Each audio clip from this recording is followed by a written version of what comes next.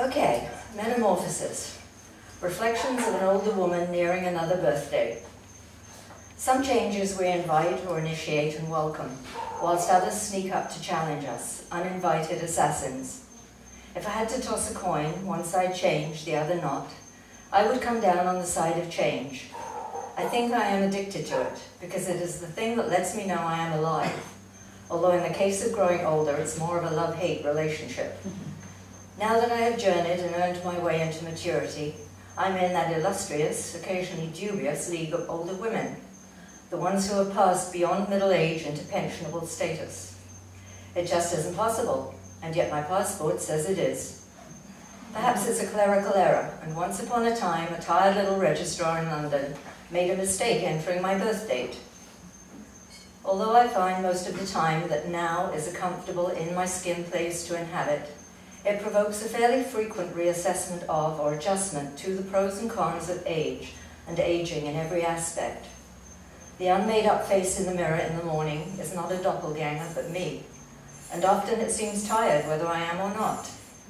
On the other hand, when I look at old photos of a much younger me, I wonder at the smoothness and serenity of that face, no lines of experience yet written upon it.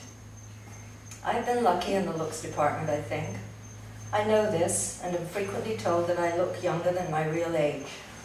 I take good care of my health and body, but although I am fit and healthy, I see an almost daily subsidence in the physique that is distinctly unappealing, and it's surely not a stretch when I say I prefer the previous photos of my body. How much does it matter? Or should it matter? I'm not sure. There's a schizophrenic tilt in my mind that hovers between a serene confidence of who I am now and an occasional, if only, longing to retain those looks and times when I could wear a miniskirt or some other outrageous piece of fashion and stop traffic. Where is that girl, that woman who I used to see in the mirror every morning?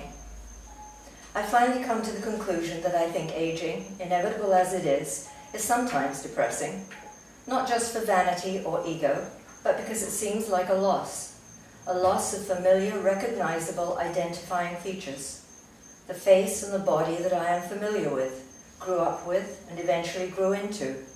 The loss of a person I know physically, although it is not a loss of internal identity, as I am very sure of who I am, child and adult, in mind, spirit, and body. Yet nothing matches anymore.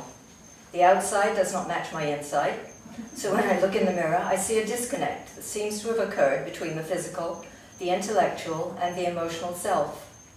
Neither my mind nor my heart seem to have simultaneously boarded this train. They're still back on the platform, living and functioning in my head and heart as if I was still 40. Or perhaps it's simply that age seems to have arrived much too quickly and much too soon whilst I wasn't looking. Benefits, disadvantages, of course, an enjoyable, sometimes laughable, sometimes dismaying mixture of both. I enjoy being able to get senior prices at the gym, museums, art galleries, and the movies, but on the rare occasions when I take the seniors line at the bank or elsewhere, I get more than my share of dirty looks by people supposing that I am being merely selfish and trying to jump the line. Sometimes when I'm verbally challenged and embarrassed by a person also queuing, I am then compelled to justify my presence by announcing to all and sundry my age, which then generates a whole unwanted conversation. Usually mortifying enough that I don't attempt this for a very long while, and unless really pressed for time. The upside? I like that my opinion is often sought and is respected. I feel blessed that I was able to enjoy bringing 2 children into adulthood, but I am equally happy that I now no longer have the daily responsibility of their nurture, as it has freed my time for my own interests without a truckload of guilt or a sense of duty. I love that I have more women friends than previously, and am no longer considered a threat to their boyfriends or husbands, one of the most difficult hurdles to overcome in my younger years. I like that I have at last learned that it is okay to be kinder and less harsh to myself when I think I have screwed up, and mostly I'm satisfied with that, although the unrealistic desire to be perfect, hammered into me in childhood, still lurks in the background. In the what are they thinking category, I find it extraordinary that some friends make me the unwilling recipient of their frankly surprising and intrusive expectations and commentary. Although mostly well-meant, these are usually not particularly subtle. Their views are at complete odds with my thinking, as despite being younger than I, they seem to have settled prematurely into old age, long before I am ready to follow suit.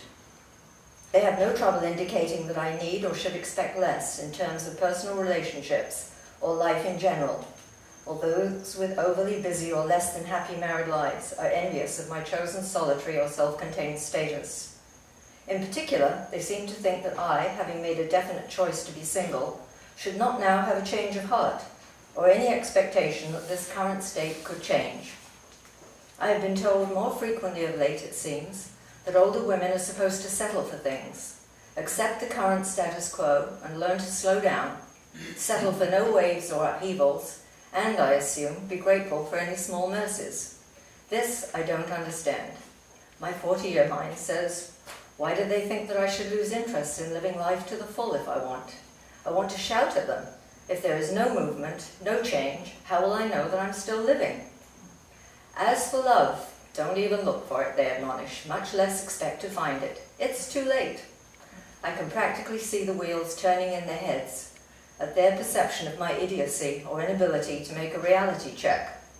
This particular opinion is more than irritating because it is irrational and has no basis in fact.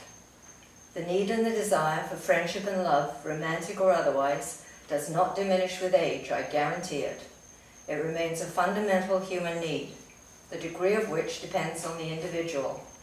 What is relevant is one's desire and ability to stay fully engaged with life at every level, which provides the fuel for energy, for revitalization, for experiencing joy, and for longevity.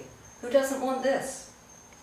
I don't argue with them, but tolerate it, because I know that most of them will arrive at similar conclusions as they age, and as someone famous once said, living well is the best revenge. I have a newsflash for any of those persons who may not yet understand this, or are feeling complacent, self-satisfied, or smug, stuck on a treadmill of their own making, blind because they're afraid to see, or the young who are not yet wise enough to leave room for doubt within their certain judgments. Life will always surprise you. Some things, in the essence that comprise me, haven't changed from that young girl I used to be.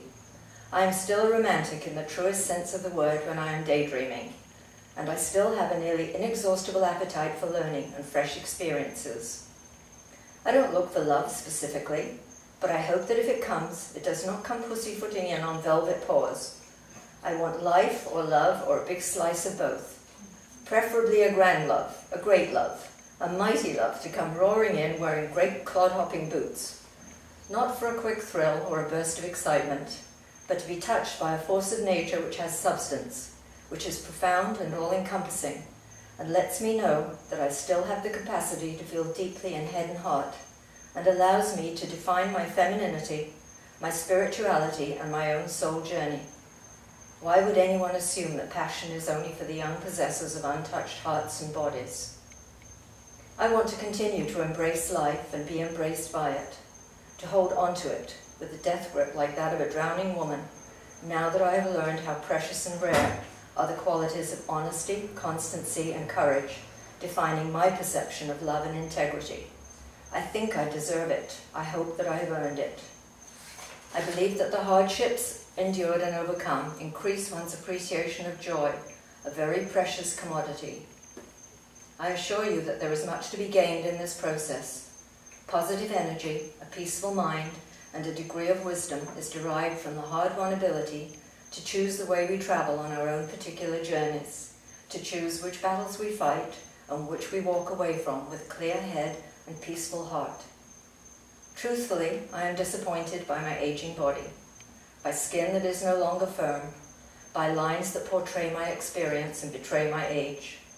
Make no mistake though, neither my heart nor my head betray me, they are steadfast. The lines of my life may be written on my face, but lines of love are still deeply engraved in my heart. The more I change, the more I remain the same. I have learned and do believe that if we live and embrace all the aspects of our life, spiritually and emotionally, our capacity for wisdom, tolerance, and love increases with our years and experiences until it is infinite. We become whole and are the better for it. So as I celebrate my life and another imminent birthday, I am reminded of Rhett Butler's words in Gone with the Wind. Frankly, my dear, I don't give a damn.